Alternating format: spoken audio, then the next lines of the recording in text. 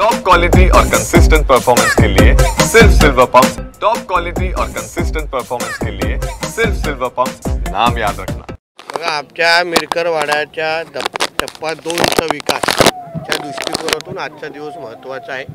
जवळपास 22 कोटीचा हा टप्पा, त्याच्यामध्ये ऑक्शन हॉल, कंपाऊंड हॉल, जाळी विणण्याचा एक त्याच्यामध्ये भाग असेल आणि विविध पार्किंगपासून ह्या पूर्ण बंदराचं सक्षमीकरण यासाठी हा निधी वापरण्यासाठी आम्ही सुरुवात करणार आहोत। त्याची भूमिपूजन आज आदरणीय उदयजी सामंत पालकमंत्री रत्नागिरीच्या आणि आमच्या सगळ्यांच्या हस्ते आता झालेलं आहे। तो एक काम आम्ही आजपासून सुरू करणार आहोत आणि येणाऱ्या 12 महिन्यामध्ये ह्या पूर्ण मिरकरवाड्याच्या ह्या टप्पा 2च्या निमित्ताने आम्ही चेहरा मोहरा बदलणार आहोत आणि त्या दृष्टिकोनातूनचा प्रवास आजपासून सुरू झालेला आहे। सर, खूप कमी वेळामध्ये काम पूर्ण करण्याचं एक टार्गेट आहे, कसं बघतो? जास्त वेळ घेतला असता तर तुम्ही प्रश्न विचारलाय, कमी वेळ घेतोय तरी आपल्याला अडचण आहे। मधला कुठला भाग असेल मला सांगितलं तर तो मग तेवढे महिने मी घेतो। माझा मुद्दा एवढाच आहे की हा मिरकरवाडा बंदर हा उद्योगाच्या दृष्टिकोनातून, मच्छीमारांच्या दृष्टिकोनातून अति महत्त्वाचा बंदर आहे।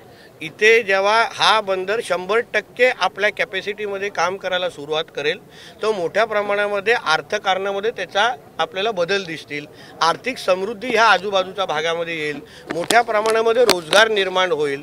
जसं आपण असंख्य देशांचा विकास हा बंदरांचा आधार होत असताना दिसलेला आहे, अन्य राज्यांचा विकास उदाहरण गुजरात, आंध्र प्रदेश हा बंदरांच्या आधारावर होत असताना दिसलेला आहे। तसंच आमचे आदरणीय मुख्यमंत्री देवेंद्र फडणवीस साहेबांचा पण तोच मानस आहे की महाराष्ट्राचा विकास करायचा असेल तर बंदरांच्या माध्यमातून आपण करायला पाहिजे। म्हणून वाढवण बंदर असो आणि आता आमचा मिरकरवाडा बंदर असो, असंख्य ह्या बंदरांना 100% त्यांच्या कॅपॅसिटी प्रमाणे डेव्हलप करण्याचा, विकास करण्याचा आमचा मानस आहे। सर, मंत्री म्हणून जबाबदारी आहेच, पण भाजप पक्ष म्हणून स्थानिक स्वराज्य संस्था निवडणुका पण येत आहेत, आपल्याकडे भाजपची जबाबदारी रत्नागिरी जिल्ह्याची दिलेली आहे।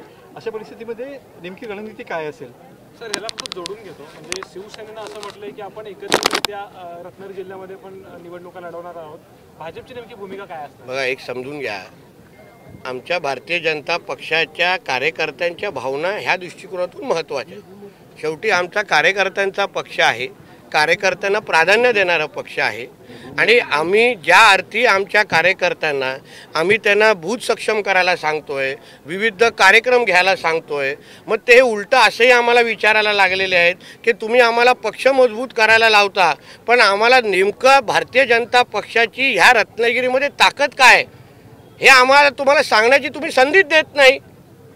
एकदा तरी आम्हाला स्वबळावर स्थानिक स्वराज्य संस्था लढायला द्या असं फार आग्रह करतायत।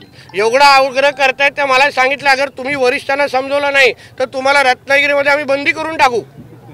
अशा पद्धतीचा आग्रह आमच्या सगळ्या कार्यकर्ते आम्हाला करतायत आता की तुम्ही वरिष्ठांची, प्रदेश अध्यक्ष साहेबांशी बोला, मुख्यमंत्र्यांशी बोला की कधीतरी आम्ही काय ताकद उभी केली आहे भारतीय जनता पक्ष म्हणून हे तुम्हाला दाखवण्याची संधी तरी द्या।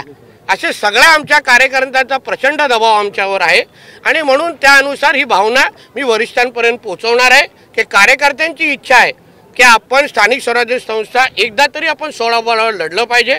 कारण का काय होतं, निधी जेव्हा वाटप होतं तेव्हा आता उदाहरण बघा, तिन्ही आमदारांना 20-20 कोटी दिलेले आहे। भारतीय जनता पक्षाचे आमचे खासदार राणे साहेब 5च कोटी दिलेले आहे, अन्य कुठलाही पदावर कार्यकर्ते नाही। म्हणून ह्या दृष्टिकोनातून तो त्यांचा निर्णय वरिष्ठांपर्यंत पोहोचवणार आहे।